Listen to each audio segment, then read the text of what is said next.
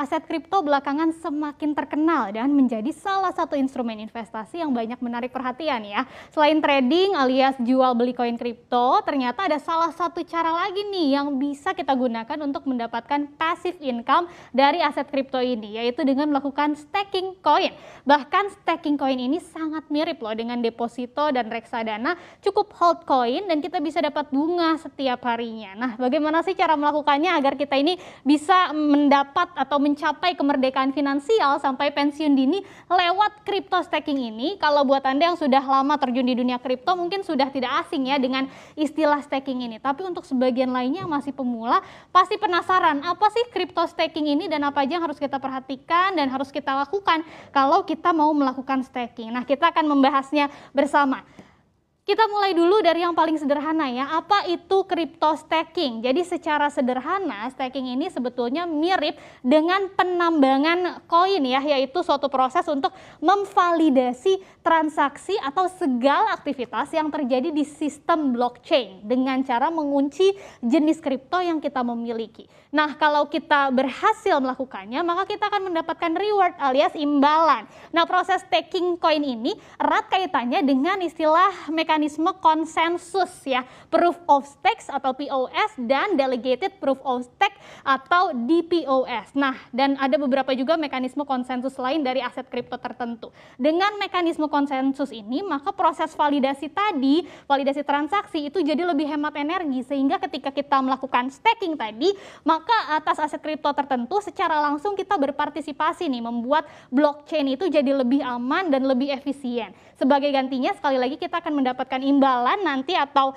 reward berupa aset kripto dari jaringan blockchain itu ya. Sebaliknya, kalau kita sebagai validator juga bisa ternyata kehilangan sebagian jumlah stakingnya kalau menyetujui transaksi yang bersifat curang ya.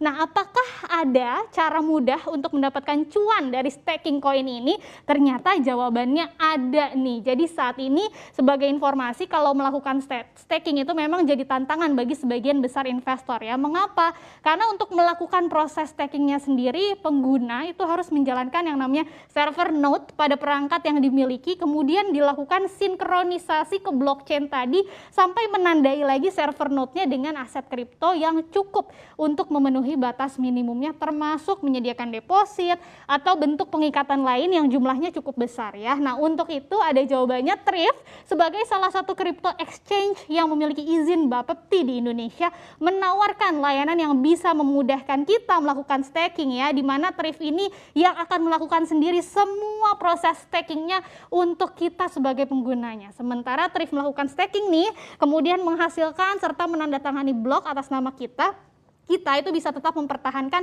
kepemilikan penuh atas aset kripto seiring dengan penerimaan imbal hasilnya ya. Jadi mirip sekali lagi seperti kita menaruh uang deposito di bank dan nanti akan dikelola untuk mendapatkan bunganya. Nah, tingkat imbal hasilnya pasti kan yang jadi pertanyaan itu ya. Yang ditawarkan oleh Thrift ini adalah proyeksi ya. Proyeksi berdasarkan imbal hasil yang didapat selama 30 hari terakhir. Dengan catatan setiap jaringan blockchain ini menawarkan tingkat imbal hasilnya masing-masing ya. Ini bergantung pada jumlah peserta stakingnya. Dan besaran tingkat imbal hasilnya juga dapat berubah sewaktu-waktu pastinya di masa yang akan datang. Untuk saat ini juga menarik bahwa Thrift bahkan tidak mengambil komisi untuk seluruh imbal hasil yang kita terima. Nah, kalau Anda tertarik dengan fitur staking ini, Anda bisa mengunjungi website Thrift untuk mengetahui lebih detail lagi apa saja syaratnya dan aset kripto apa saja yang bisa di staking ya pada platform ini. Tapi pertanyaan selanjutnya nih, apa nih kira-kira keuntungan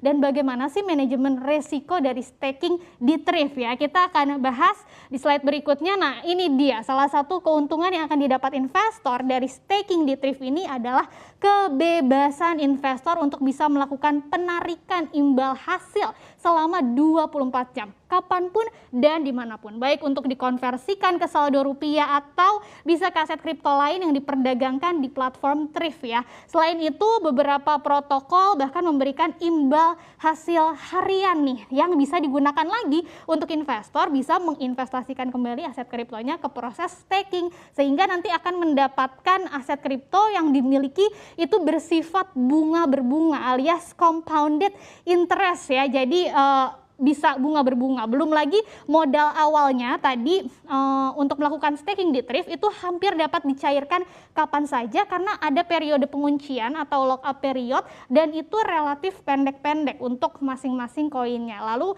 bagaimana dengan resikonya? Ini juga penting kita perhatikan gitu ya. Ada salah satu resiko yang utama dari staking koin yaitu resiko pasar yang terkait dengan potensi pergerakan harganya yang liar ya, cryptocurrency kan, dan dapat merugikan aset kripto pastinya dalam proses staking karena aset ini tidak dapat dijual selama proses staking dan menunggu proses unstaking selesai. Nah, itu dia tadi beberapa penjelasan yang harus kita pahami supaya kita bisa pensiun dini lewat crypto staking. Kalau sudah tahu caranya, kunjungi website Thrift-nya, langsung dicoba ya, bener nggak nih kira-kira bisa pensiun dini lewat crypto staking.